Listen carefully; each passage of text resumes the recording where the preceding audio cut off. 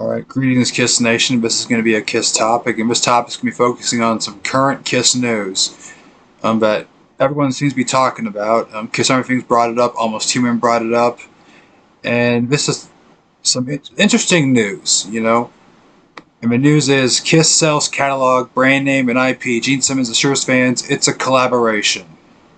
Now, this was rumored during the End of the Road tour on the Final 50 half of the tour that Kiss would be selling the catalog, but we didn't know who they were selling the catalog to.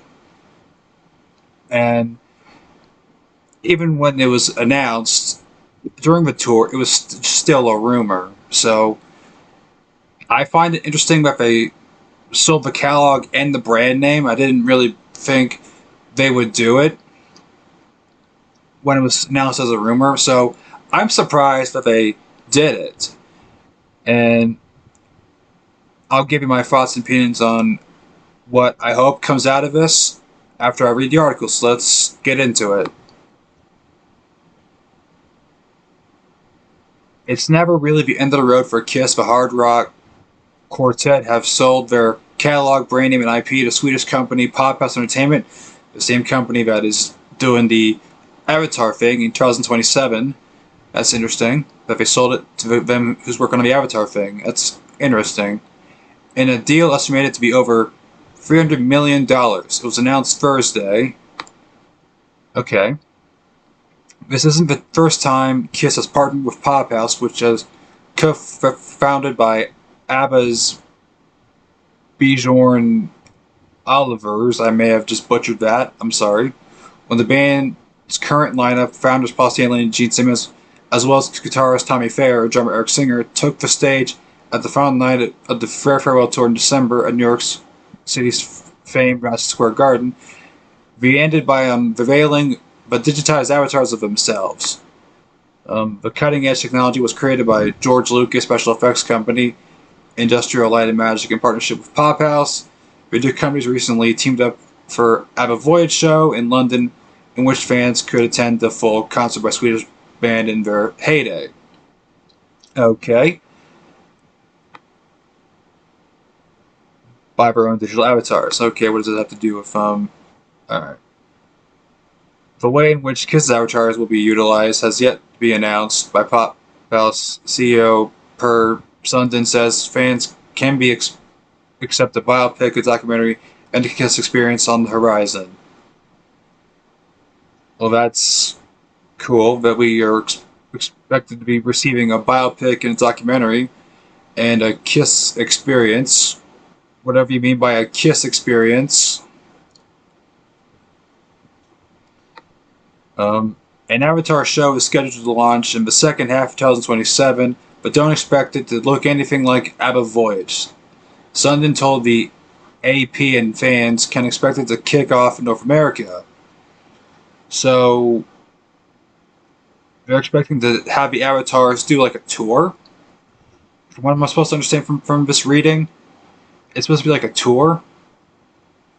I wonder how that's supposed to happen. Like, this is like the first time I've read anything about the avatars in a long time, and so far, like, they've been kind of keeping the avatar stuff kind of a secret, and, this is like the most recent news I've heard about the avatars, except for the 2027 bit. Like, are we trying to make the avatars go on tour like Kiss goes on tour? Except you really actually can't do that. I actually have no clue how we're supposed to do that. Sundin says the goal purchase is to expose Kiss to new generations, which he believes sets Pophouse apart from other acquisitions of music catalogs. The record companies, the three big ones that are left, they're doing a fantastic job, but they have so many catalogs and they can't focus on everything, he says. We work together with Universal Music Group and Kiss, even though we will own the artists and rights. We're doing it in conjunction with Kiss, but yes, we bought all rights, and that's not something I have seen that clear before. Alright. I don't like the word acquisition, Gene Simmons tells the AP over Zoom, assuring the band would never sell their catalog to a company they didn't appreciate. Collaboration is exactly what it's about. It would be remiss in our inferred by oh damn it. I actually don't know that word. Duty. See what I just did there? To the thing that we created to abandon it. He continued, people might misunderstand and think, okay, now Pophouse is doing that stuff and we're just in Beverly Hills twiddling our thumbs. No, that's not true. We're in the trenches with them. We talk all the time. We share ideas. It's a collaboration. Paul Stanley and I, especially with the band, we all stay committed to this. It's our baby. I never really thought Gene and Paul would not still be involved behind the scenes. I figured they'd still get somewhat involved. So it's kind of cool that they're still involved. Maybe not as heavily involved as they once were, but maybe like behind the scenes stuff. That's kind of cool. And within that, no more live touring for real. We're not going to tour. We're not going to tour again as Kiss. Period. He says we're not. We're not going to go put the makeup on and go out there. Kiss, our Pophouse's second investment outside of Sweden in February. Cyndi Lauper entered as a partnership with the company, which including the sale of the majority share of her music and a new immersive performance project she's calling Immersive Theater Piece, that transports audiences to the New York she grew up in. The aim is to develop new ways to bring Lauper's music to fans, and okay, I think I've lost the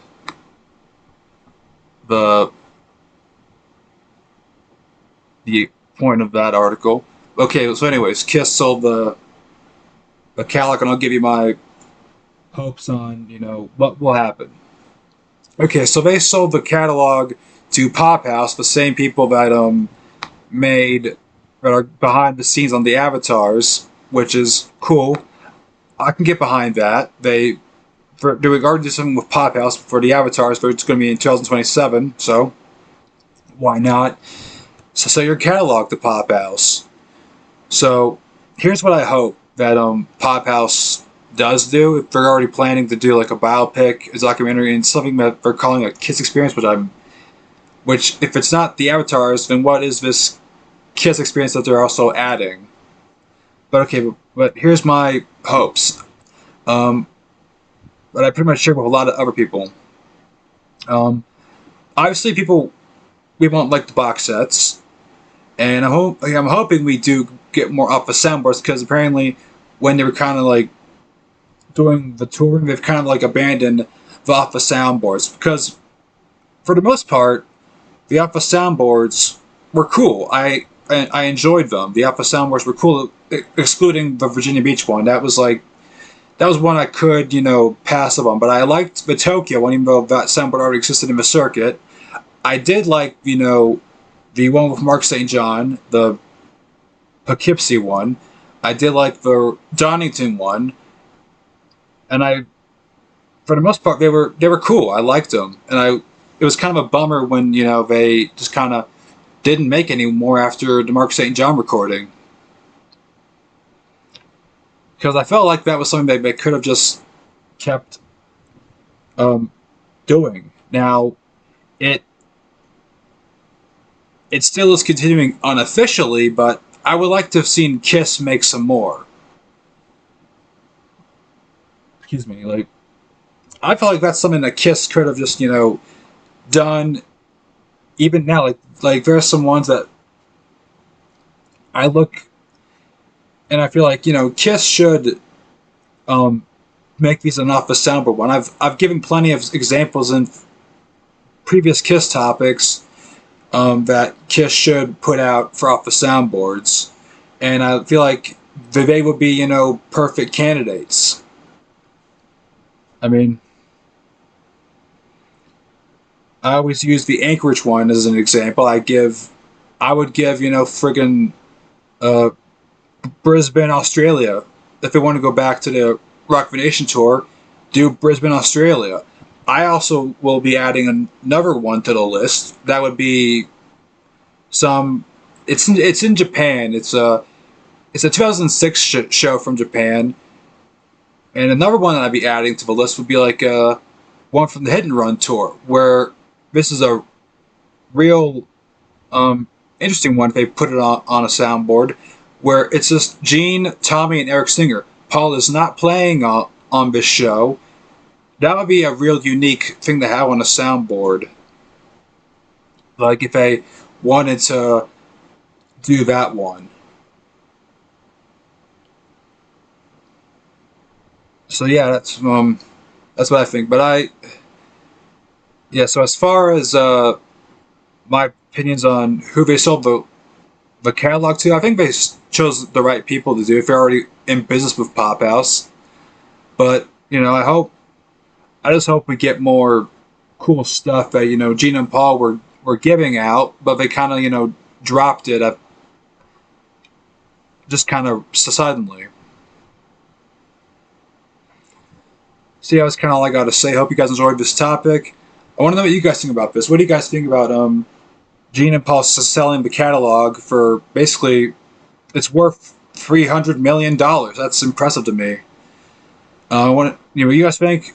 What do you guys want out of them selling the catalog to Pophouse? What do you guys want to happen with them with Pophouse owning the catalog now? Well, what do you guys want? Do you hope to see more box sets and off of soundboards?